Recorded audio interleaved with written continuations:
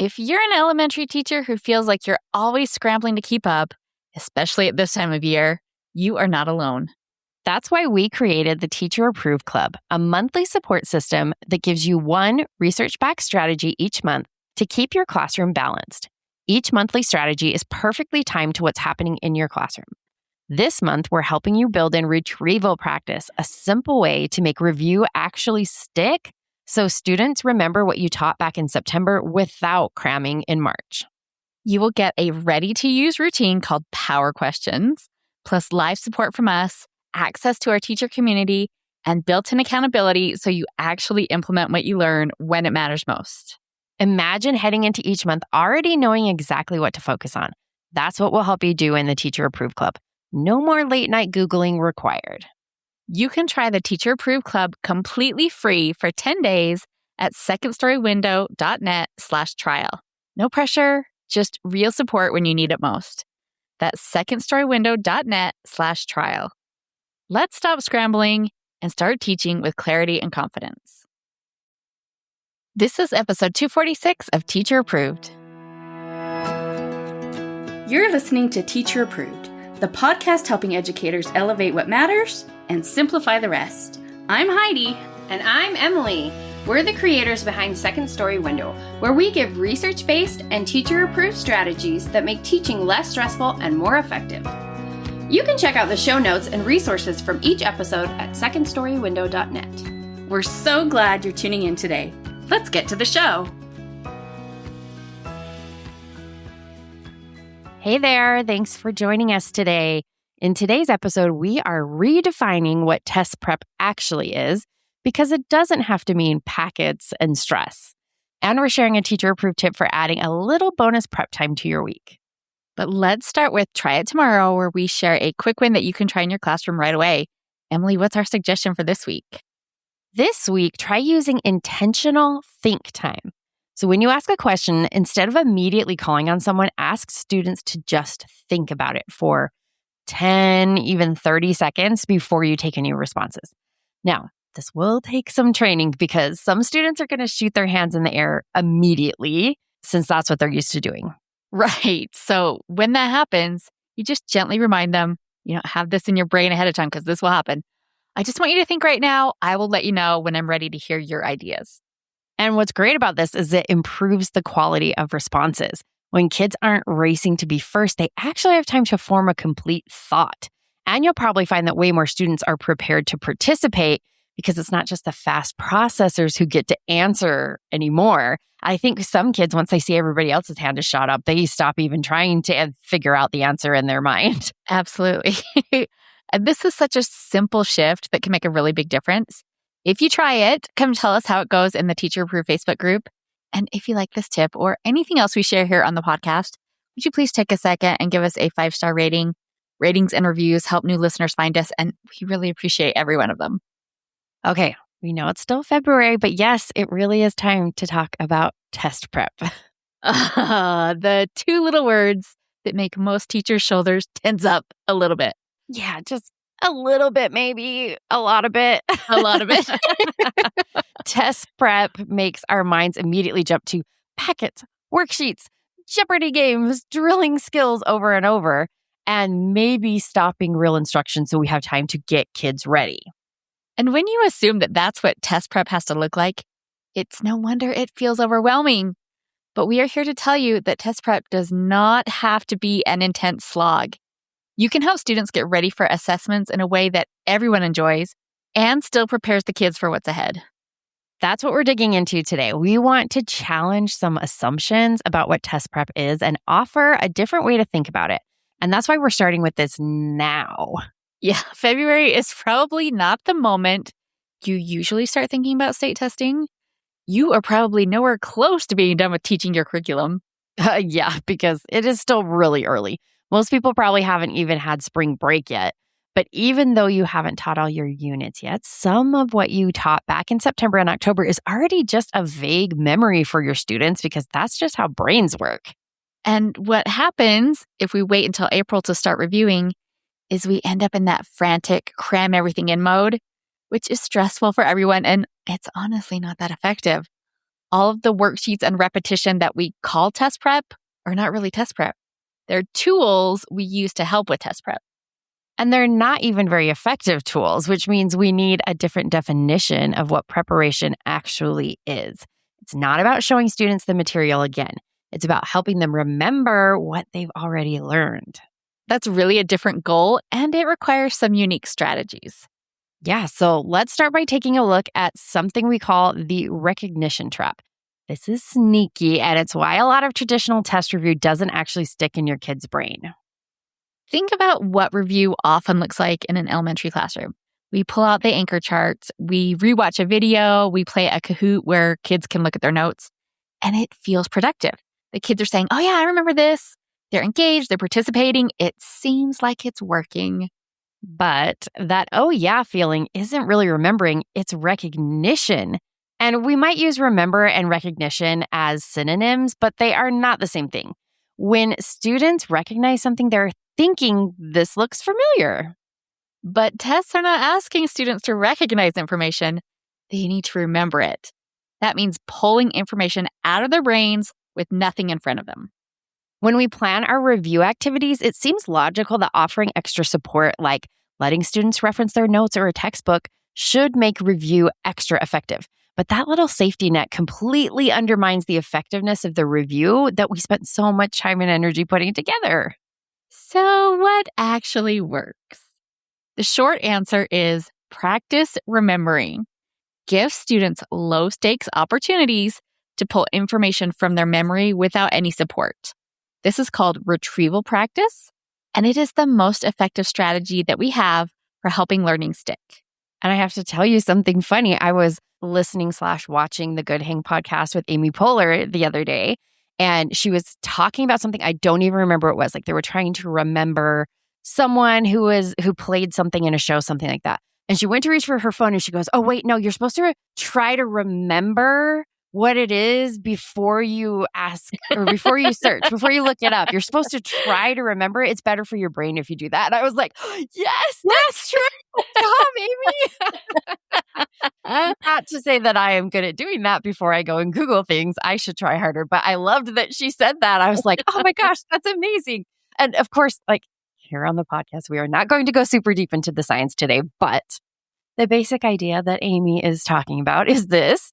Every time you work to recall something from memory, you strengthen that memory. The effort of trying to remember is what makes information stick. And what maybe Amy realized is that you don't even have to get the right answer for this to benefit you. Even if you're wrong, just trying to come up with the answer is enough to boost understanding. The struggle to remember is what builds the pathway. Which totally feels opposite. Like it doesn't feel good to try to remember something and then get it wrong. Yeah, when it feels hard, we think something's wrong, but the hard is actually the goal. So if you're new to retrieval practice, don't let the official name scare you. It really can be as simple as flashcards. And another simple strategy that I love is a brain dump. You just pause your lesson or activity, ask students to write down everything they can remember about what you've been teaching to that point, and then you just continue with the lesson. And you don't have to grade these. You don't even have to collect the papers. Students can keep them to look back on later. It's kind of cool to see how much they know after a few weeks, or they can just go straight in the recycling bin. Brain dumps are so versatile. They work for any grade and any topic. Whether your students are drawing pictures in kindergarten or writing full paragraphs in 5th grade, the concept is the same. And bonus, there is no prep involved with this. Oh, such a win. Another retrieval practice comes from a book called Powerful Teaching by Pooja Agarwal and Patrice Bain. This book is chock full of helpful learning routines, and they share one that I really love called 2 Things. You give students a simple prompt like, write down 2 things you learned so far today, or 2 things you remember from yesterday, or 2 things you'd like to know more about. And like with a brain dump, you can drop this in the middle of a lesson and then just move on. Or you could use it as an exit ticket or as a warm-up the day after the lesson. With strategies like brain dumps or 2 Things, the key is helping students see this as a learning tool and not a form of assessment. Cheer them on if it feels challenging. Let them know that struggle means their brain is working hard, which means they're learning. Meaningful review really does not have to be complicated. Keep it short, keep it consistent, and keep it as low stakes as possible. Do not grade these. No, please do not grade these unless you are absolutely required to. And then just make it pass fail so the focus stays on the learning and not the points. This really couldn't be easier. The hardest part is just remembering to actually do it. When you are in the flow of teaching, it's really easy to forget to pause for some retrieval practice. And that's why we created a resource called Power Questions. It's designed to make this kind of practice painless and easy to maintain. The idea behind this is simple. After you teach a lesson, you jot down a question from the lesson on a slip of paper and drop it in a basket. Over time, you build up a collection of questions that cover a bunch of different topics. And then when you have a few minutes, maybe you do this as part of a warm-up, maybe you save it for before lunch or as a transition, you pull a question from the basket and you have your students answer it. Because the questions come from lessons that you have taught days or weeks ago, your students have to work to actually remember, and that's our retrieval practice. And that's where the learning happens. Now, Power Questions is currently only available inside the Teacher Approved Club because that is this month's bonus tool for our club members. We have included blank question slips that you can print and cut out so they're ready when you need them. There's a label for your question basket to make it a visual part of your routine. Plus, it has a super cute superhero theme.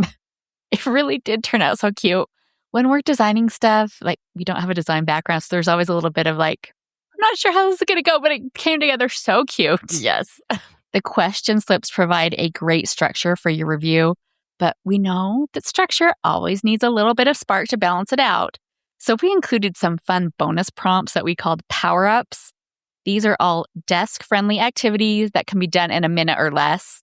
Think things like tongue twisters or slow motion movement challenges like pretend to be a melting snowman. I love that. They're quick, but just a little sprinkle of fun can go a long way toward keeping your kids engaged. And the more engaged the kids are, the more they can learn. We had so much fun thinking up these prompts. And we also include a 7-page teacher's guide that walks you through how to fit this in your day without it becoming one more thing to manage, plus every possible thing you might wonder about setting this up. We really thought about it for you. Common problems you might run into, troubleshooting, all of that. It's all in the teacher's guide. And if paper isn't your thing, we included digital slides too. It works the same. You just record a question after a lesson and then come back to it later. But with the slides, you can display the question for students to see. Yeah, which is super handy.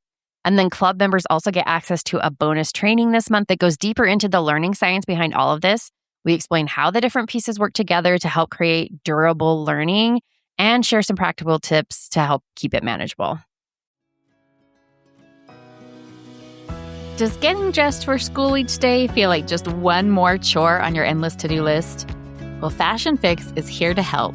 Lindsay, the founder and lead stylist of Fashion Fix, is all about helping women feel confident and comfortable in their clothes without needing a closet full of options.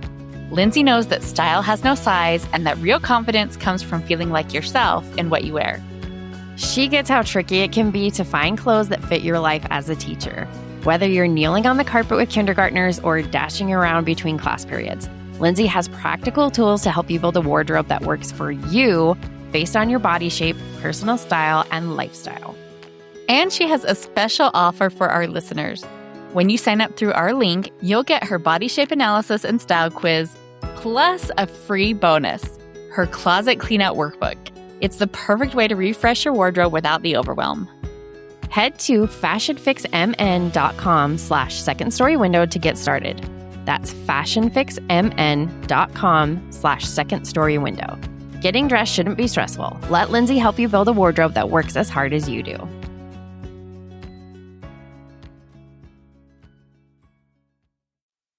Okay, now you've got some good tools for incorporating retrieval practice into your regular schedule. So let's talk about another layer to this process, which is helping students recognize what they actually know. It might not sound like much, but this is actually a really important part of test prep because students often think they understand more than they actually do.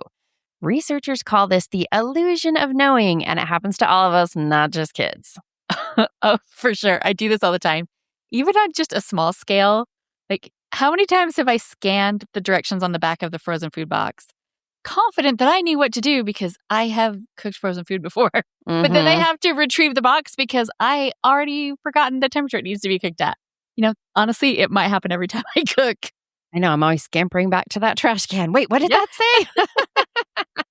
Because it seems so easy, you don't pay close attention. And that's why you can't remember if it's $3.75 or $4.25 for your chicken nuggets. I know you're eating a lot of chicken nuggets, Heidi. Well, for chicken nuggets, it's got to be what? 400 at least, I would think. I mean, probably. But do either of us actually know? We just think we know. And that's exactly what happens to students. When something feels familiar, when we recognize it, our brain interprets that as understanding. We think, yeah, I've got this. But recognition is not mastery. And that false confidence can really trip students up. That's how everyone sits through a review, nodding along. You think everyone's got this, and then they get to the test and realize they were not as solid as they thought. And so that's why feedback is so important. Feedback interrupts that false confidence. It gives students real information about where they actually are. And just like retrieval practice, feedback is so easy to add to what you're already doing. With brain dumps, for example, after your students write down everything they can think of, have them swap papers with a neighbor and try to add something new to what their partner wrote. That quick comparison helps both students see what they remembered and what they missed. With the 2 things strategy, you can have students share one of their 2 things with a partner or with the class. Hearing what other people wrote helps them confirm they're on track or realize they need to revisit something. In the teacher guide to our Power Questions resource, we walk you through how to lead a quick discussion about students' thinking. Questions like, who tried it a different way? Or what was tricky about that question? Get students reflecting on their learning. Even if you don't pair reflection with retrieval practice, it can still impact learning all on its own. In one study, college students who simply rated their understanding after a lecture and reflected on how they could improve ended up scoring nearly a full letter grade higher than their classmates who didn't do the reflection. That is huge. Just the act of pausing and thinking about your own learning makes a measurable difference. So here are some reflection questions you can use with your students. You might ask, which part felt easy? Which part made you pause? Or what would you tell a friend who missed this lesson? Rate your confidence from 1 to 5. Now let's check and see how you did. Or what's one thing you're solid on and one thing you need to review? These questions help students become aware of their own learning. They start to notice what they actually know versus what just feels familiar. And that self-awareness is powerful.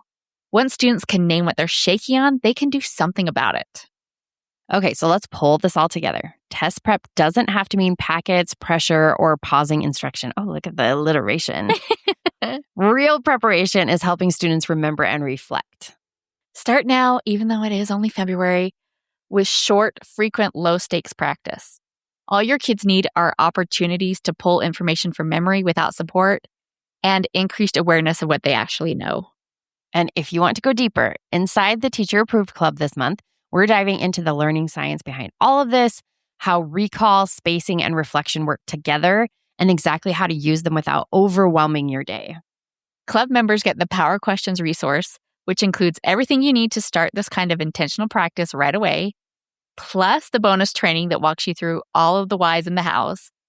If you have been thinking about joining our club, this is a really great month to do it. We will drop a link in the show notes. Now for our Teacher Approved Tip of the Week, where we share an actionable tip to help you elevate what matters and simplify the rest. This week's Teacher Approved tip is to add a bonus mini prep to your schedule. I bet everyone's excited to hear about this one. Yes, and we have talked about this idea before, but it's been a little while, so it bears repeating because I think this can be so helpful. So in a related discussion back in episode 242, we suggested planning some independent activities for students at the end of the month as a little bonus planning time. That way you can effectively plan the month ahead and, maybe catch up on some grading. Hopefully your end of month bonus prep can be an hour or 2 or maybe even a whole afternoon. But today we want to look at how to add a smaller pocket of prep to your weekly schedule. So when I was teaching second grade, the 30 minutes before lunch on Fridays was officially phonics review time. And what did they do for phonics review, Heidi? Well, my students watched a Between the Lines video while I planned the week ahead. I love it. Between the Lines is awesome. It holds up.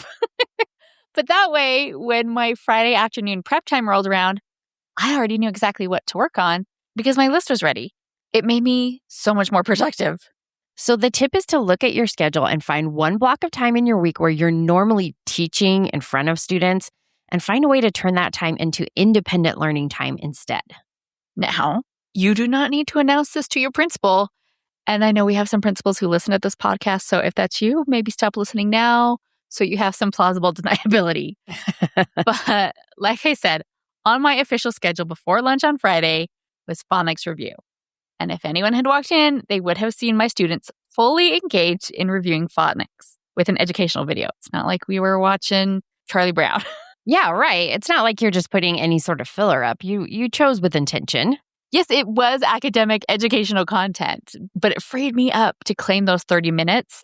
And that completely reshaped my teaching life. I'm not exaggerating. For the first time, I broke free from that day-to-day planning hamster wheel, and I started preparing more strategically. And yes, I could have done this planning after school, but by Friday afternoon, or really any afternoon, I was just toast. And I wanted to get home. I didn't have the brain power for strategic planning. I had brain power to run copies. So I needed to split those work tasks into a time when I had the energy and focus for managing it. Doing it in the morning meant that I could deal with all of the details. It gave me a better shot at being the kind of teacher I wanted to be instead of the overwhelmed one I was a lot of the time. And this bonus prep does not need to be long. Even 20 extra minutes a week can have a huge impact on your productivity and your happiness as a teacher. If you're intentional about how you use those minutes, it might be a video, it might be a review game that they can do without you, it might be silent reading or a listening center, whatever works for your class. All right, to wrap up the show, we are sharing what we're giving extra credit to this week. Emily, what gets your extra credit? I'm giving extra credit to the new old Muppet show. It's so fun to have it back again. And I love that they did an almost exact recreation of one of the old openings for the new one. It was just, it's so nostalgic, but also like feels fresh at the same time. I don't know if it's just a limited run of episodes or if it's going to stick around, but definitely check it out. It's a super fun watch for the whole fam. I think those of us in our generation have the love and nostalgia of growing up with the Muppets, but kids these days love it just as much, so we all enjoyed it. Oh, that's so fun. I've been seeing so much stuff online about it. I'll have to check it out. Yeah, it was on Disney Plus, but I think it was also just like on ABC. Oh, okay, good. What are you giving extra credit to, Heidi? Well, my extra credit goes to the potted bulb garden subscription I got for Christmas. And it has been such a joy. I am not a plant person because the long-term care of a plant is more than I can face. You have to prune it, repot it, and manage the light. And I'm barely keeping myself alive. But this little bulb garden is so fun because it is a short-term commitment. Everything arrives potted. Just take off like the little straw packaging on top. You water it when it's dry, watch it grow, and then it's done. Go be free. Dirt and bulbs. And I did buy a little clip-on grow light. I guess I'm a gardener now because my house doesn't get much sunlight, but that is all the work I put into it. But it's just so fun to wake up in the morning and see the new blooms that have bloomed overnight, blossomed, popped up. There we go. It makes me so happy. I can finally be a plant lady without having to be a plant lady. The bulbs are from Holland Bulb Farm, and I will put a link to them in the show notes as well as a link to the grow light. Well, I am so jealous of your bulbs. So now I really, really want these. I should have asked for them for Christmas too. Well, start your list. I guess so. That is it for today's episode. Remember, test prep doesn't have to mean packets and stress. Small, consistent practice starting now will serve your students so much better than cramming later. Try a brain dump or 2 things question this week and see how it goes. And if you want the full system for making this easy, check out Power Questions inside the Teacher Approved Club. We will have a link to that in the show notes. Thanks for listening, and we'll see you next week. We hope you enjoyed this episode of Teacher Approved. I'm Heidi. And I'm Emily. Thank you for listening. Be sure to follow or subscribe in your podcast app so that you never miss an episode. You can connect with us and other teachers in the Teacher Approved Facebook group. We'll see you here next week. Bye for now. Bye.